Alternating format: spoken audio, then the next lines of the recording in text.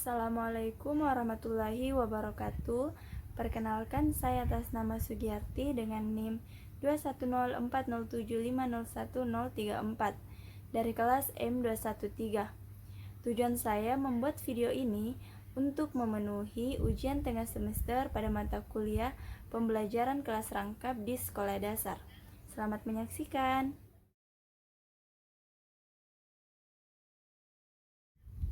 Nah, dalam video ini ada 3 topik yang akan menjadi pokok bahasan, yaitu konsep dasar pembelajaran kelas rangkap, skenario pembelajaran kelas rangkap, dan asesmen.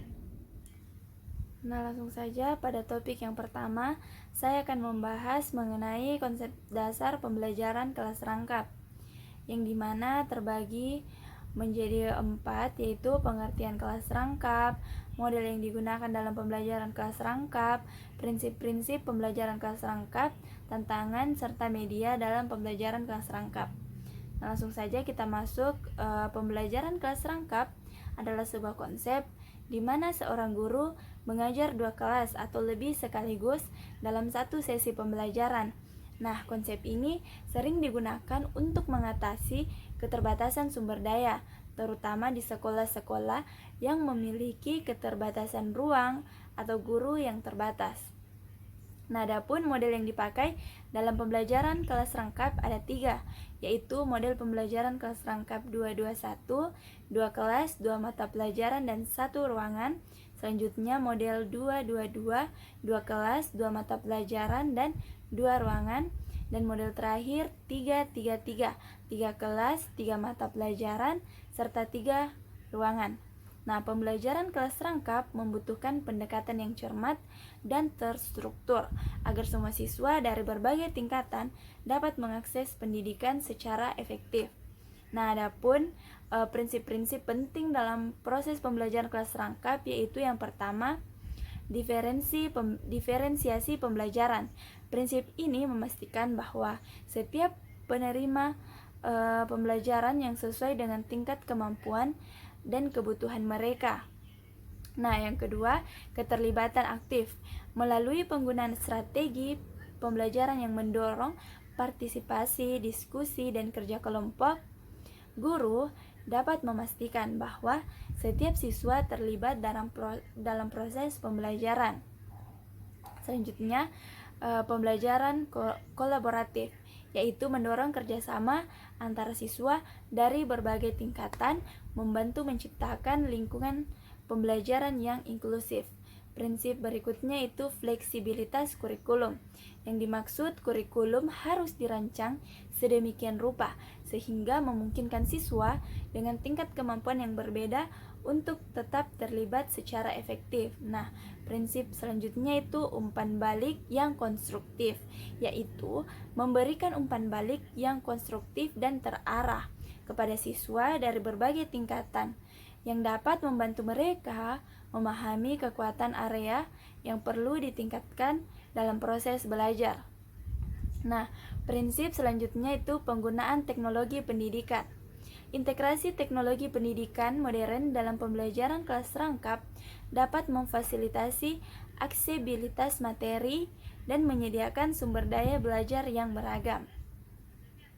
Prinsip berikutnya itu keterlibatan orang tua dan komunitas, yang dimana melibatkan orang tua dan komunitas dalam proses pembelajaran yang dapat mendukung perkembangan siswa secara keseluruhan.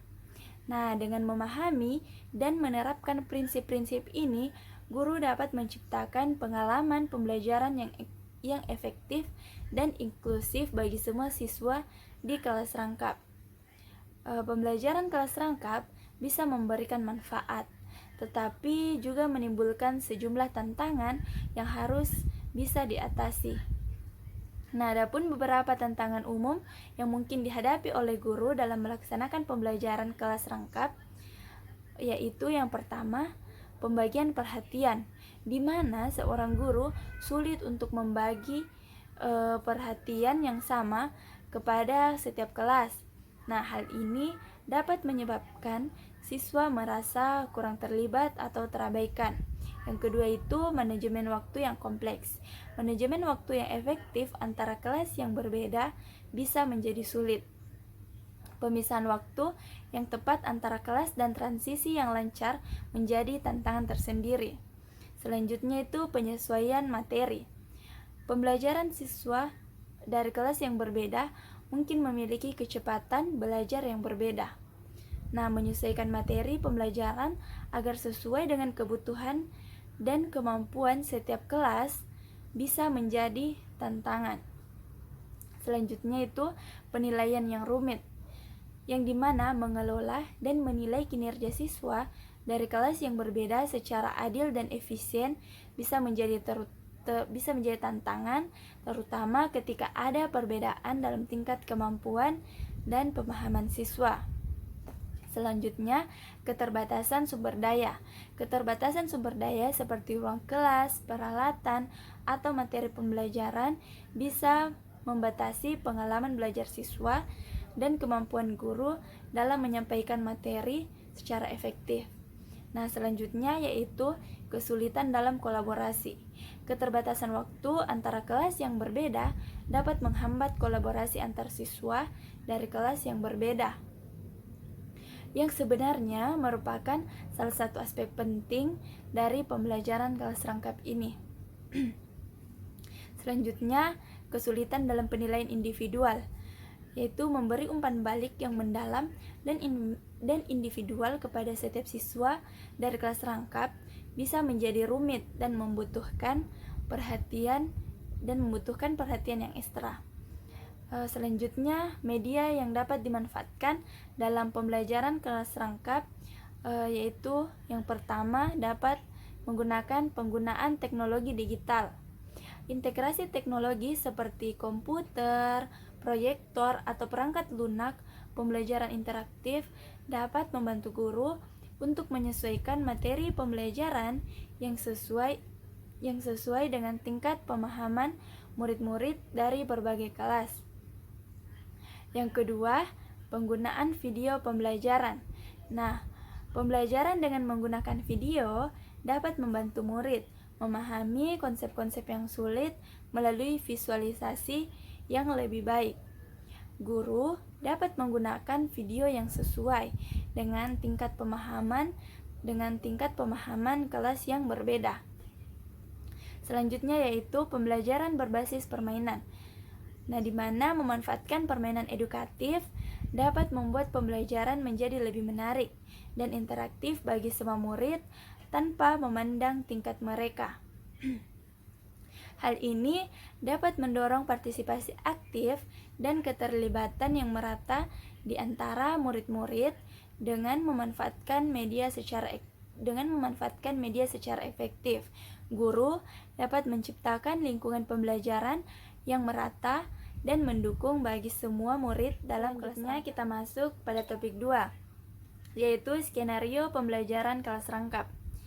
Skenario pembelajaran kelas rangkap merupakan urutan atau rangkaian kegiatan proses pembelajaran yang disusun oleh seorang guru agar suatu proses pembelajaran terjadi sesuai dengan yang diinginkan dan tercapainya tujuan yang ingin dicapai, yang dimana bentuk pembelajaran yang mensyaratkan seorang guru mengajar dalam satu ruangan kelas atau lebih dalam saat yang sama dan menghadapi 2 atau lebih tingkat kelas yang berbeda. Sebelum membuat skenario pembelajaran kelas rangkap, tentunya kita mengetahui dulu mengenai perangkat pembelajaran. Nah, adapun perangkat pembelajaran yang pertama yaitu RPP. Untuk kurikulum 2013, RPP atau Rencana Pelaksanaan Pembelajaran adalah suatu dokumen yang disusun oleh guru sebagai panduan dalam melaksanakan proses pembelajaran di kelas. Yang kedua itu bahan ajar, merupakan segala jenis materi atau sumber daya yang digunakan oleh guru untuk mendukung proses pembelajaran di kelas. Selanjutnya itu media pembelajaran. Dalam rencana pelaksanaan pembelajaran, penggunaan media pembelajaran memegang peranan penting dalam meningkatkan interaksi dan pemahaman siswa terhadap materi pelajaran. Nah, bagian yang mengacu pada media pembelajaran dalam RPP akan mencakup strategi penggunaan dari berbagai media yang relevan untuk mendukung proses pembelajaran di kelas. Selanjutnya LKPD adalah singkatan dari lembar kerja peserta didik, yang merupakan suatu lembar kerja atau lembar kerja praktik yang disiapkan oleh guru sebagai panduan atau instruksi bagi peserta didik selama proses pembelajaran. Selanjutnya penilaian. Penilaian ini merupakan bagian yang penting yang merinci rencana dan strategi yang akan digunakan guru untuk mengevaluasi pencapaian siswa selama proses pembelajaran. Hal-hal yang perlu diperhatikan dalam pelaksanaan skenario pembelajaran kelas rangkap yaitu pertama, komunikasi efektif. Pastikan bahwa pesan, arahan, dan tujuan pembelajaran telekomunikasikan dengan jelas kepada siswa dari kedua kelas, yaitu kedua, pembagian tugas dan tanggung jawab, di mana tentukan peran dan tanggung jawab masing-masing siswa dalam kelompok atau tim kerja. Yang ketiga, pemantauan dan bimbingan. Lakukan pemantauan terus-menerus terhadap kemajuan siswa dan kelancaran proses pembelajaran. Selanjutnya, evaluasi dan umpan balik. Lakukan evaluasi secara teratur terhadap kemajuan siswa dalam mencapai tujuan pembelajaran. Selanjutnya yaitu kolaborasi antar kelas. Fasilitasi kolaborasi dan interaksi antara siswa dari kedua kelas. Selanjutnya, penggunaan media dan teknologi. Nah, manfaatkan media dan teknologi pembelajaran yang tepat untuk mendukung skenario pembelajaran. Nah, selanjutnya yaitu refleksi dan perbaikan. Lakukan refleksi terhadap pelaksanaan skenario pembelajaran. Dengan memperhatikan langkah-langkah ini, guru dapat melaksanakan skenario pembelajaran kelas lengkap dengan lebih efektif dan efisien, sambil menciptakan lingkungan pembelajaran yang kolaboratif dan inklusif bagi dari kedua kelas. Selanjutnya kita masuk pada topik 3 yaitu asesmen. Asesmen terbagi menjadi dua, yaitu formatif dan sumatif. Formatif merupakan penilaian yang dilakukan selama proses pembelajaran berlangsung. Asesmen formatif ini mencakup dua bagian, yaitu asesmen as learning dan asesmen for learning. Asesmen as learning bertujuan untuk merefleksi proses pembelajaran. Nah, sedangkan asesmen for learning memperbaiki proses pembelajaran. Selanjutnya, asesmen sumatif merupakan penilaian yang dilakukan pada akhir pembelajaran. Asesmen sumatif ini biasa dikatakan sebagai assessment of learning. Assessment of learning merupakan alat ukur pencapaian hasil belajar melalui nilai capaian. Feedback atau umpan balik dalam pelaksanaan asesmen formatif dan sumatif tentunya diperlukan pada siswa. Nah, adapun leader of feedback, yang pertama yaitu klarifikasi, kedua nilai, 3 perhatian, 4 saran, dan terakhir apresiasi. Namun komponen leader of feedback tidak banyak diterapkan oleh guru. Guru hanya memberikan apresiasi langsung tanpa memberikan komponen lainnya. Kita masuk pada bentuk asesmen. Yang pertama, pada kurikulum 2013 menggunakan KKM atau kriteria ketuntasan minimal, memakai angka mutlak, contohnya 75. Jadi peserta didik dikatakan lulus apabila mendapatkan nilai 75 ke atas. Sedangkan pada kurikulum Merdeka menggunakan KKTP, kriteria ketuntasan tujuan pembelajaran, yang memakai rentan nilai yang telah ditentukan. Nah, jadi semua asesmen harus menggunakan rubrik penilaian atau kriteria dan harus berdasarkan dengan penilaian yang autentik. Itulah tadi video pembahasan mengenai pembelajaran kelas rangkap. Saya sangat mengharapkan saran-saran yang membangun dari para penonton. Sekian dari saya, kurang dan lebihnya mohon dimaafkan. Wassalamualaikum warahmatullahi wabarakatuh. Thanks for watching.